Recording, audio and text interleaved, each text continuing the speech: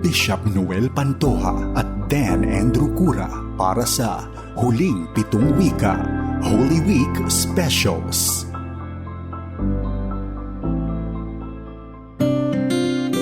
Ito po ang Holy Week Special ng FEBC Philippines Radio TV ngayong Biyernes Santo.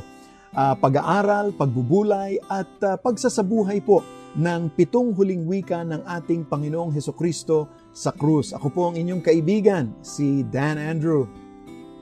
At ito naman po si Bishop Noel Pantoja. Una sa 7 huling wika ng ating Panginoon habang nakabayubay siya sa krus ay ang mga katagang babasahin ko po sa wikang Ingles. No? Father, forgive them for they do not know what they're doing. Hango po ito sa Lucas 23, talatang 34. Forgiveness, no? Yung po ang pinaka-importante dito. Forgiveness, salitang napakahirap bitawan kapag po ang isa ay nadedehado o yung lalo na kung kayo yung nasa lugar ng naaapi. Ikaw man ay maging biktima ng pang-aapi, pagnanakaw, pananamantala ng ibang tao at na nagbaon ng malalim na sugat sa iyong pagkatao, ang pagpapatawad po, naku, ay ang hirap itaga sa bato, sabi nga nila.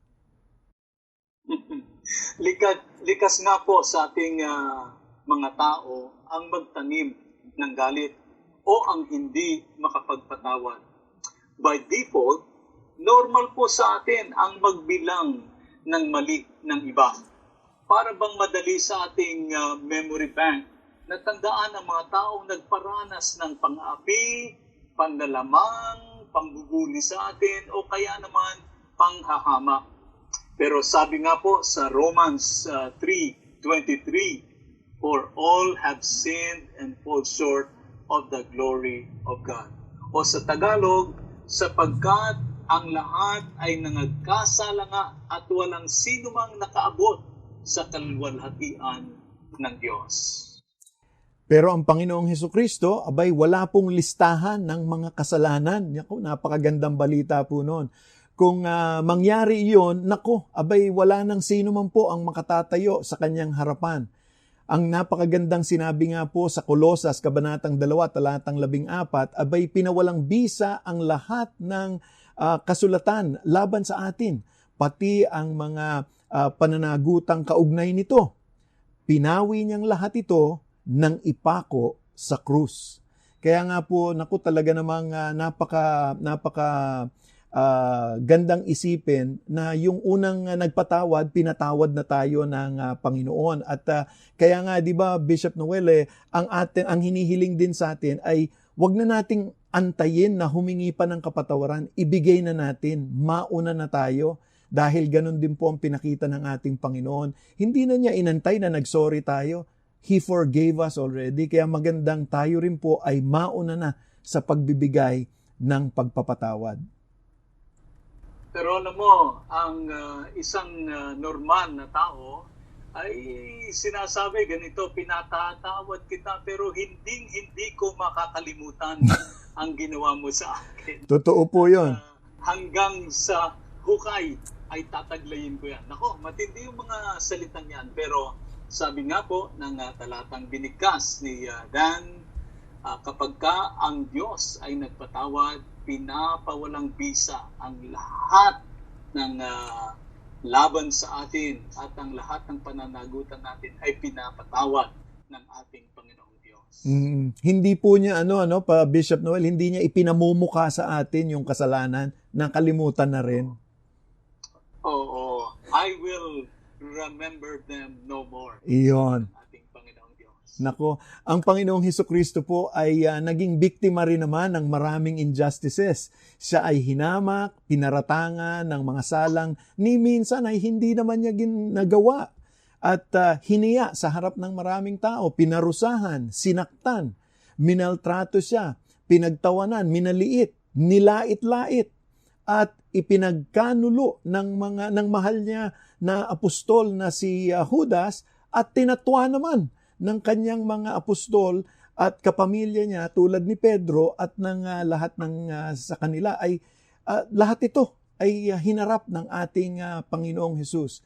Lahat na ata ng pagbubuli ay binalikat ni Kristo.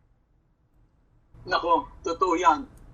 Pero sa kabila ng lahat ng ginawa sa ating Panginoong Jesucristo, hindi siya umurong. Natamo ng ating Panginoong Jesus ang lahat ng mga salitang hindi karapat-dapat na ipukol sa Kanya.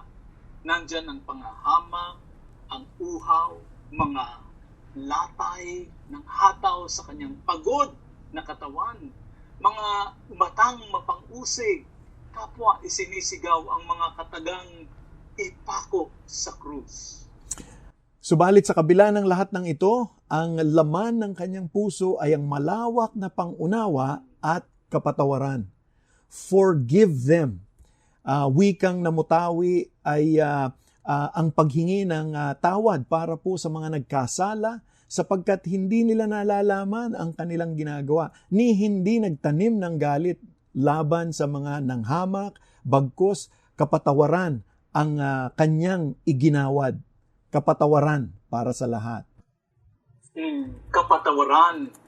Sa kabila po ng isang malaking kasalanan, ito ang kabayaran. Isang pamantayang tumibag sa panuntunan ng sanlibutan. Isang pamantayang bagamat mahirap ay karapat-dapat na tularan. Napakahirap unawain.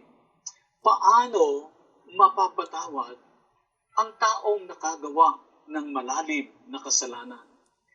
Pero sino nga ba tayo o ano para hindi maglaan ng pagpapatawad kung mismo ang ating Panginoong Hesus na ang unang naglaan nito?